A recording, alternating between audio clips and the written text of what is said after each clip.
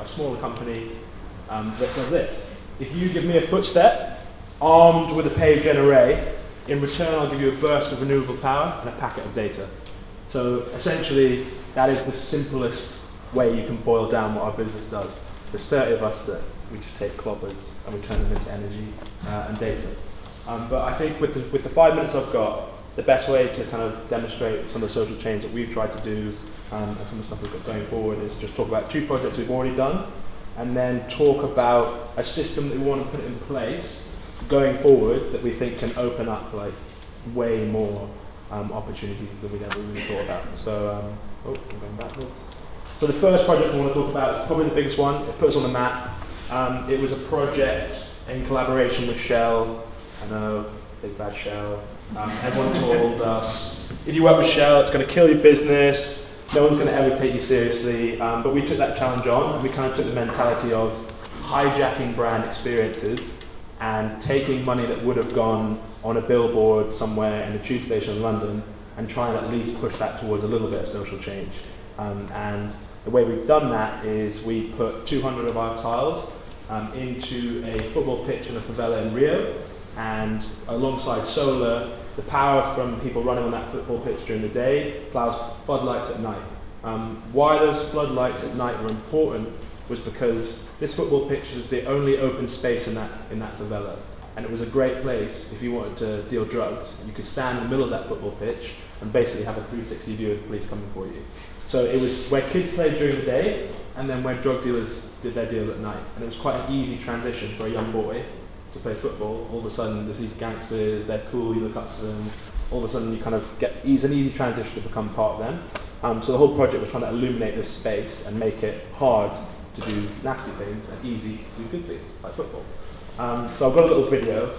It's got no sound, which I'm kind of thankful for because I've heard the really kind of dramatic music so many times, but I'll just commentate it. Seriously, if I have to listen to it, we'll go for it. But yeah, this is a young girl, that's my boss, Lawrence, and she lived on one of the houses that fronted up against the football pitch, and she was one of the very first ones that came over when we were doing the install, and in broken English was like, what is that?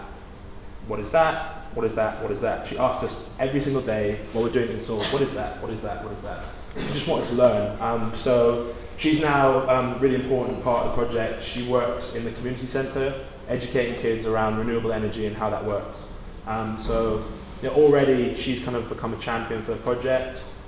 She's really young, surprisingly, and she kind of runs our outfit out there. Whenever someone has, she's on Twitter now, whenever someone has a question about that pitch, she's the one that answered it, so we decided to make a video kind of honouring her. The second project, if my slides will click, is a project we did in Johannesburg with Samsung. So Samsung came to us, they said, we want to take your technology and put it somewhere really boring. We were like, can we do something a bit more innovative? And kind of put them on to trying to make social change through footsteps. We were trying to get them on board with that idea. I'm running out of time, so I'm going to blast through it, but essentially they put 60 of our tiles down a shopping centre. The footsteps that were generated during the day got put into batteries, and then those batteries were put into a portable IT classroom and toured around rural parts of South Africa. We also built an app that meant that you could kind of donate footsteps virtually and add more power to batteries. So if you were in the UK, you could log your footsteps. Those footsteps would get converted into power and put into additional batteries. So we kind of like tried to spread it globally. Quick video on our new system, which sets me up for our future plans for social change. Essentially, we've gone from a rectangle to a triangle. To engineers, that's really exciting. To a lot of other people, that's really boring. But really quickly, when you put a circular generator inside a rectangle, doesn't matter how clever you get, you can't make a circle fit into a rectangle without any wasted space. When you put generators on the outside of a triangle, it doesn't matter where you stand on that triangle now, your weight is always being distributed down into the generators. So essentially it's just a much more energy efficient kind of engineering form, like boring engineering speech over.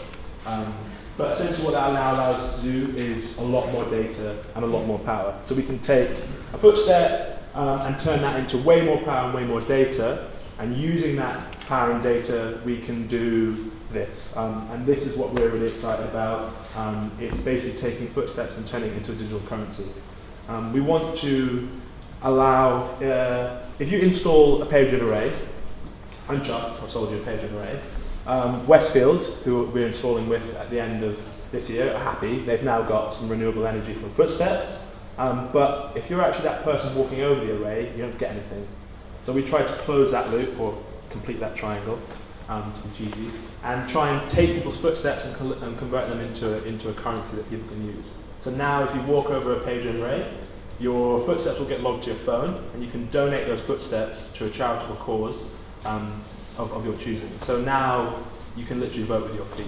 So we want to open that platform up. It's not done yet, but once it is, we want to open that platform up so that a wide range of charities can put their initiatives on there and people can donate their currencies towards that movement.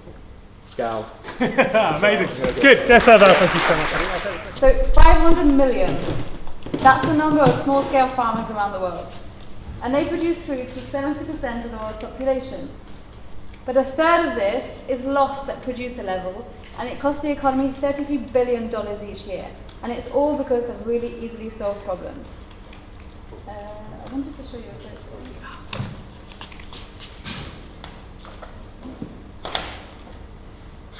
Anyway, well, these farmers live in isolation. They're miles from the nearest town, and less than 10% have access to the internet. So how do you think that they can access the information that they need to solve these problems? Well, the truth is they can't. And that's why we developed WeFarm. With a simple SMS, farmers can text questions about problems they have on their farms and receive crowdsourced answers from other farmers, straight to their mobile phones. So we're using SMS to harness the power of the crowd and share information in a way that's never been done before. We've already built a network of 70,000 farmers who've been using WeFarm across 5 countries and in 7 languages. Our users are more active than Twitter's, and we've got higher retention rates than WhatsApp. And to date, it's meant 10 million interactions, and that's all between farmers who don't have access to the internet. But the information isn't just useful for the farmers. By analyzing the millions of live conversations, we can track problems and challenges as they arise, and provide unique, actionable insights for governments, for NGOs, and for businesses who buy from farmers. So for example, this map shows how coffee farmers in Kenya are being affected by climate change. We've been analysing our data and find that in Kenya, coffee farmers care most about how to improve soil fertility, whereas in Peru, coffee farmers care most about how to combat pests and disease. So these insights are have a huge commercial and social value. We're working with 2 of the world's biggest NGOs and a multinational coffee company who's going to be using WeFarm to support their communities and gain insights into the parts of their supply chains where they currently have no visibility. So I'm just going to leave you with the story of Joseph. Joseph is a coffee farmer in Kenya. He found out that he could make extra money from breeding rabbits, but he didn't know where to start. So he texted a question to WeFarm. WeFarm shared his question with other farmers around the world, including Lido, a farmer in Peru who'd been breeding rabbits for over 20 years. So Lido shared advice with Joseph. What are the best breeds of rabbits? What do you feed them? And how do you bring up babies? Joseph started small, but within 6 months he'd sold 50 rabbits and earned extra income for his family. And that might not seem much to us, but to Joseph, that was a lot. So that's our mission, is to connect the millions of Lidos and Josephs around the world, to change the way they access information so that they can improve their livelihoods and continue producing the food that we all depend on. So we've got 70,000 today, and then with your help, 500 million tomorrow. Thank you. 2 years ago, a guy at Apple called Alan Bennett, some of you might know, the head of NGO and research, told me that a crazy scientist in Jakarta who invented a way to diagnose malaria with an iPhone. My answer was, yeah. Give him a call. The guy, there's 2 things real. He did find a way to diagnose malaria, and he was really crazy.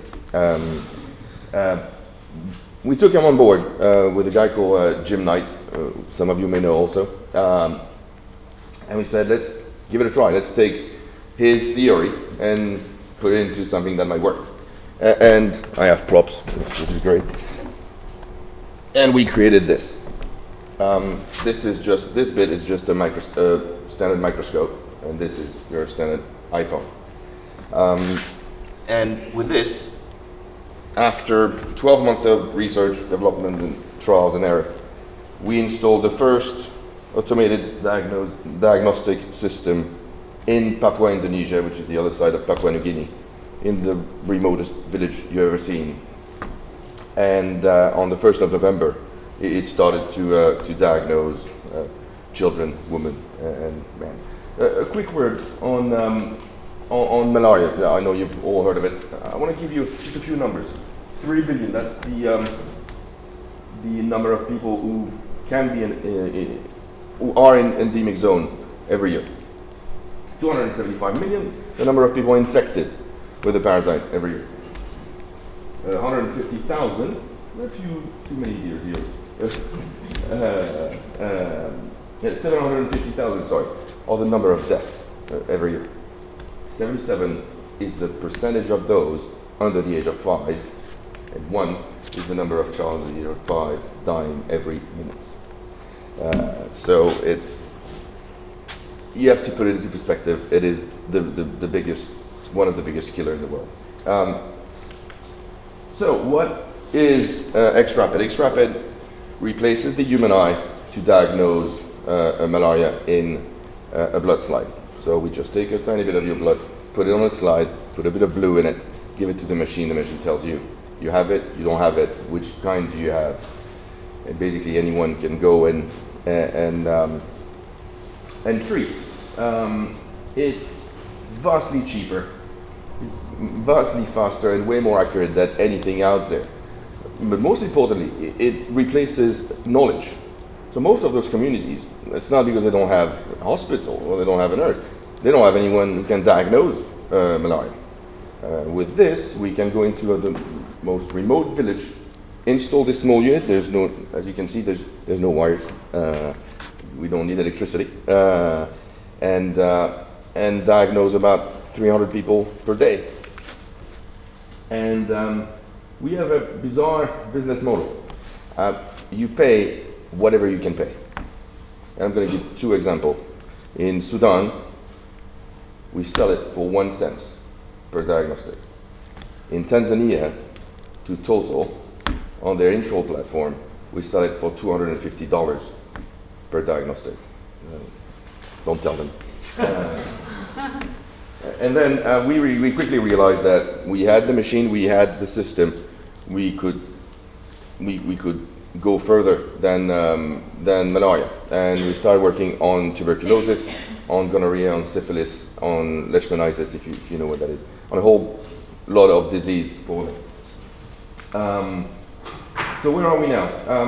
We are out there in terms of malaria in 5 countries in Africa, most of Southeast Asia, and our R&D program is on a whole bunch of disease. Unfortunately, we're moving, I have to say it here, we're moving back our R&D program from here to France because of certain elections that happened. And hopefully we can do even more. We work with a whole bunch of NGOs from VSO to Barefoot College, Médecins Sans Frontières, I can't name more. But if any of you are interested in setting up programs or just trying it out in the field, if you're in the field, we're more than happy to talk to you. By the way, this is a picture taken on the 7th of January, 2016. This is a 2-day-old Papuan girl. It is the youngest ever patient we diagnosed from malaria. There was no other way to diagnose it. Any other method would not work. We called her Hope because in Papua they don't name children until the age of 5 because of the death rate. She's still alive, and she was treated on the spot after our system. And that's the lady using our system in Papua. That's the hospital. Not the best place, but that's where she works. So thank you very much, and if you want to know more about it, you can always go on our website. Thank you. And I was really struck by the lack of tools that they had accessible to them to start, well, materializing their ideas. So simple things like, well, I would call them simple things like button, linear potentiometers, and lights and motors. They wanted to get things moving, they wanted to create toys, they wanted to create a new product, but didn't have anything that had to start creating. And I started realizing that we have a similar thing happening in the education system in this country and also where I come from, in Belgium. We're now being requested to teach children a lot of things around software engineering and around electronics. But we're faced with two things. One is teachers aren't trained specifically to teach these skills. So they're usually scared to start teaching them. They're requested to meet curricular requirements, but they've never been trained.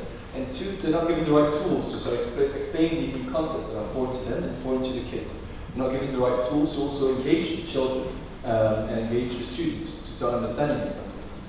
And I looked around and I realized what had worked for me in my childhood and what I was using to start prototyping. I realized that, well, Lego was an amazing tool. It was modular, it was easy, and it also teaches me once I play about mechanics, about building, and also about having fun and sharing things.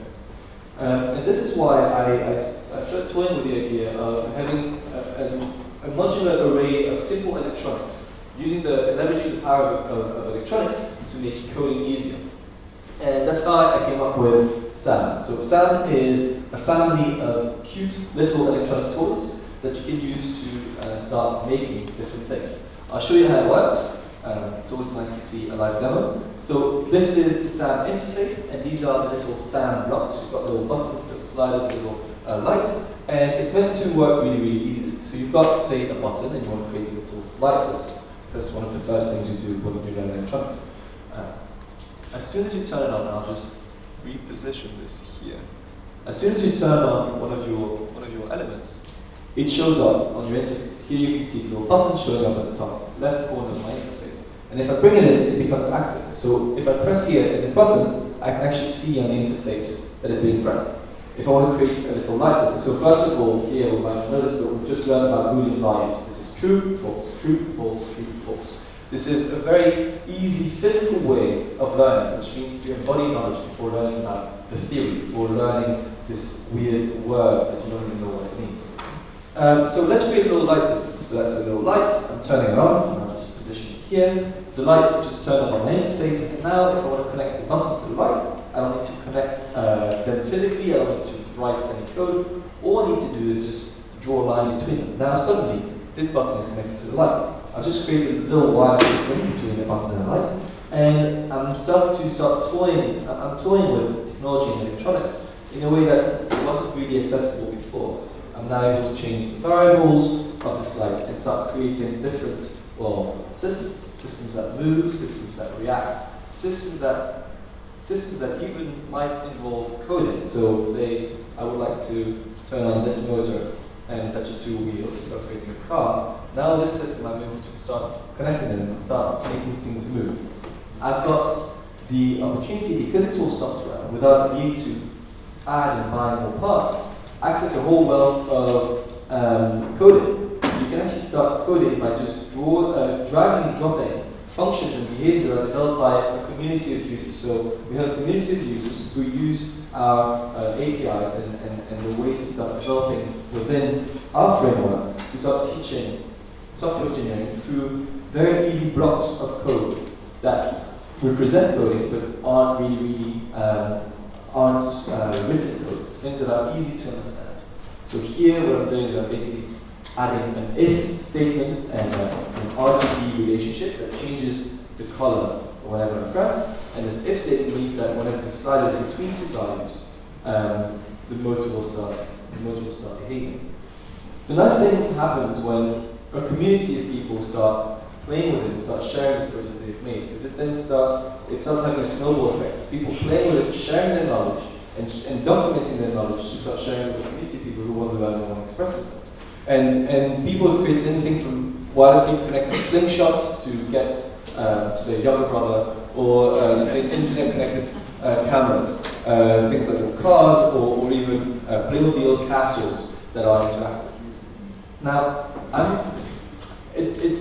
it started becoming very, very easy to start getting more kids engaged and participating into technology and software engineering workshops, getting them to start creating things with increasing with things that became more and more difficult to create, from cars to robots to machines and security mechanisms inside of their rooms.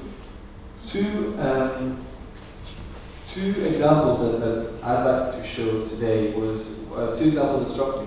One was something we did with fashion design. So people who usually aren't meant to be the technical people who have taught software engineering or electronics engineering skills. These fashion designers started creating skirts and garments that would move to the sound of music, connecting motors to textiles and to MIDI in, so sound and music APIs. And this skirt moved to the rhythm of the music around. And that's really, really struck me, because when you can start taking technologies and making it malleable, especially for people who usually aren't meant to be the ones making the most of this technology, you start realizing that you open up, well, technological expression, but also a way to participate in this market to a whole host of people who usually aren't included in the discussion. These are not people from big companies, these are not people from big corporates, but these are creatives who can now start participating and promoting both their skills, their knowledge, and their tool set of creativity to a whole new, to a brand new space. The last example is that of a medical compliance box. This was a girl, and she was tired of having her parents always yell at her grandmother because she never used to take her medication. And she realized that it wasn't just a matter of knowing when to take the medication, it was just that sometimes she just forgot, or she wasn't putting the right medications on the right day. So she went to Sainsbury's and realized that they've got this amazing thing of the self-checkout mechanism. She decided to take pressure sensors from the SAM tool set, put them in a pill box that she 3D printed, and she could therefore count which medication was put on which day, tell her grandmother whether she'd made the right choices, and also get her grandmother to be notified if the pills hadn't been taken at a certain time, meaning she hadn't really been taking medication. So that's what we're doing at SAM now. So we're hosting workshops inside of our, we don't do so many things wildly outside our immediate community, which is Hackney on the Maker Mile on Viner Street, but we invite schools to come and experience technology from within our small office. We invite now summer camps to come as part of their activities that we host and sponsor ourselves in our new office to allow kids to start experimenting and expressing themselves creatively with technology. Thank you very much. I'm Joachim, and feel free to talk to me after.